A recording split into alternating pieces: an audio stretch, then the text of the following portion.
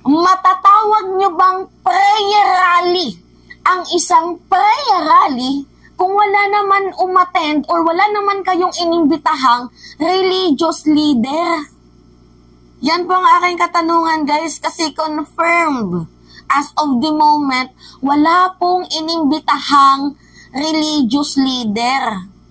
So, basahin natin to, guys, ha. Ihahabol ko na lang to kasi ngayon po gaganapin ang prayer rally doon sa Cebu. Big event po ito. So, panibagong paninira na naman ang mangyayari, panibagong pakikipagsabwatan na naman para pabagsakin ang administrasyon. Hoping sana ang PNP at AFP ay masugid na bantayan itong mga nagsasalita ng mga criminalizing word.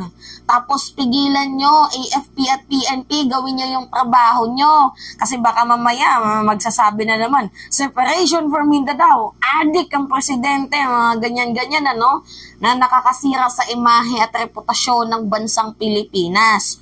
So, anyway, diba? Gawin nyo yung trabaho nyo. So, ngayon, ito yung balita, guys.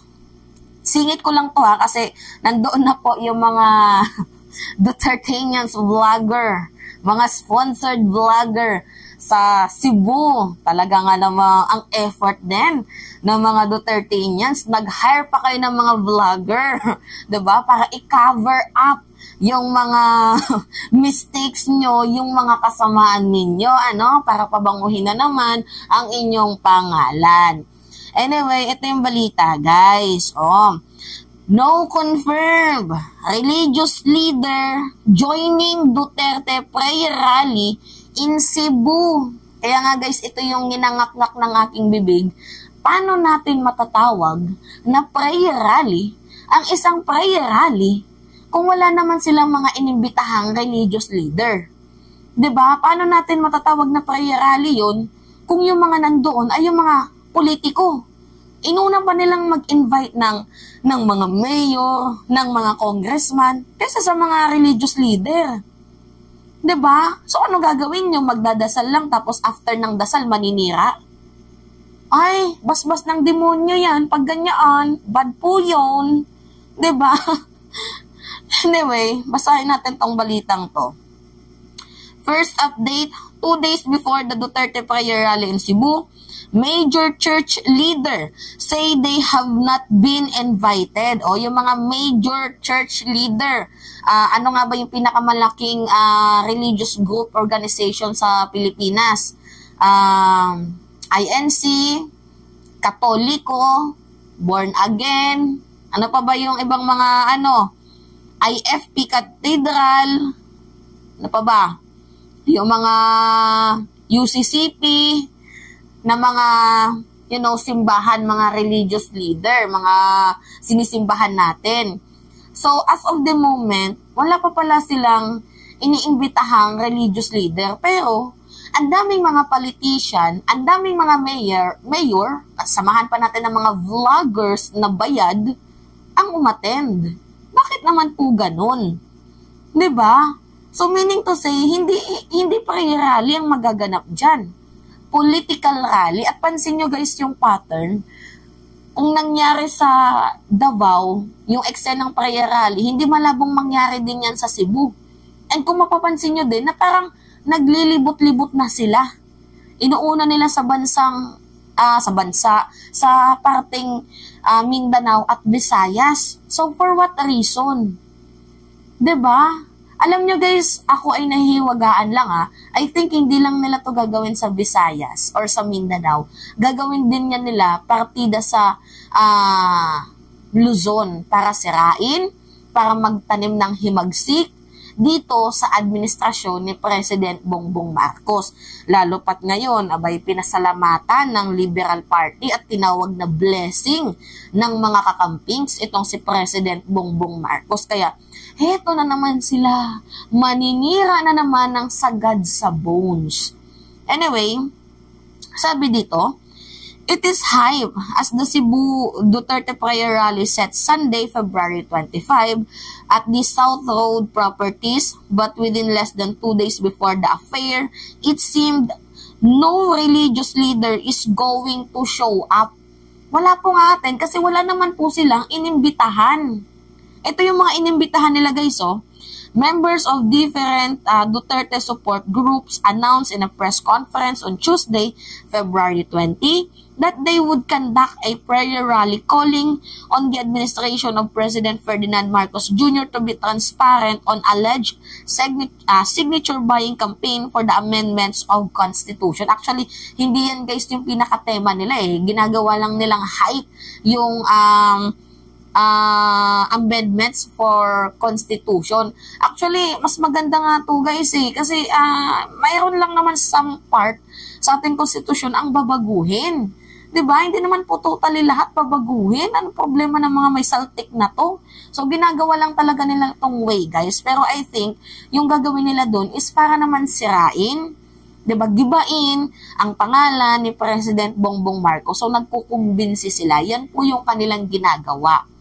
So anyway, sabi dito, official and political figures like Cebu City Mayor Mike Rama, Malolos Mayor Christian Natividad, former presidential spokesperson Harry Roque, and former executive secretary Vic Rodriguez are invited to the event. See, inuna pa ninyong mag-invite ng mga politician, ng mga namumulitika, kaysa mag-imbita ng religious leader para naman kahit paano may basbas ng kabutihan, yung prayer rally na gagawin nyo. Well, ano pa bang gagawin natin dito? Si Digo nga, minura yung Pope. Diba? Tinawag na, ano yung Diyos, diba? Na masama. Ang tinawag niya sa ating Panginoon. Diba? Parang may ano sa utak, yung ginawa mo yung tao, tapos ikaw din yung gumawa ng problema mo. Diba? Ginaganon ni former president itong ating Panginoon. Tapos minura niyang simbahang Katoliko, pati yung obispo. Kakaloka. So, former President Rodrigo Duterte and his son, Davao Mayor Sebastian Duterte and Davao 1st District Representative Paulo Duterte are expected to attend the prayer rally. Yan, sabi ko na nga sa inyo guys naglilibot na to. Hindi lang yan mangyayari sa Cebu, but mangyayari din yan sa iba't ibang lugar, parte ng bansang Pilipinas. Kasi sisirain nila, 'di ba? Magki-create sila ng himagsikan, kagaya nga ng sinabi ni Duterte, 'di ba? Pag hindi nyo tinigil yan, papabuwagin ko yung Congress, sesesyon. 'Di ba? Ganun po yung kanilang ginagawa paninira sa reputasyon ng ating presidente. Nung panahon naman nila, hindi naman po nanira ang ating Pangulo. So, sabi dito, but there was no confirmation of who among Cebu's religious leader was attending. So, Rappler Rich, Friday 23 to Secretariat of Cebu, Archbishop Jose Palma, and the leader of other local churches all said they had yet to receive the invitation event. So, nagtanong pala sila guys sa iba't ibang klase at iba't ibang uri ng simbahan locally. Tinanong nila kung inimbitahan sila. And mostly, nang sagot nila, hindi.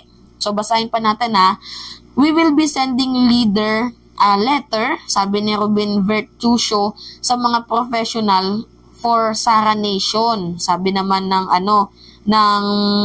ni Robin Vertusio nung tinanong siya kung mayroon ba silang naimbitahan. So, nung tinanong pa lang sila, saka pa lang nila naisip na, oo nga no, kailangan natin mag-imbita ng ng mga religious leader. Pero so far, nung tinanong naman po yung Archbishop ng Palas, Cebu Conference of the United Church of the Christ in the Philippines or CCIU, CCCP, and yung Iglesia Filipina Independiente, IFI, Diocese of Cebu, as if they received the invitation. Ang sabi nila, we did not receive the invitation, we did not receive any invitation letter. Sabi po yan ng isang father na si Alberto Cabag. So, nung tinanong din itong si Father Abed Ichual, sabi niya, we have not received a letter yet. IFI Cathedral in Cebu. Yan po yung padre ng IFI. Wala din daw silang na-receive. So, sabi naman ng pastor ng UCCP, we did not receive any invitation in the past few days. So in overall, wala pong mga na-receive yung mga local church ng invitation about dito sa prayer rally. So, matatawag niyo bang prayer rally? Ang isang prayer rally kung walang mga religious leader? Sino yung magiging pastor nyo? Si Digong. Sino yung magiging pastor nyo? Si Kibuloy. Ewan ko sa inyo. Lakas ng tama nyo. Diba? Anyway, abangan na lang natin guys mamaya kung ano yung mangyayari. Kung magiging successful nga ba or panibagong ingay na naman ang kanilang gagawin. So, hindi talaga sila tumitigil, no? Anyway, it's me again guys, si Mima Alicia Nyut. Nagbabalik ulit para sa ating panibagong video. Kape, mga kababayan.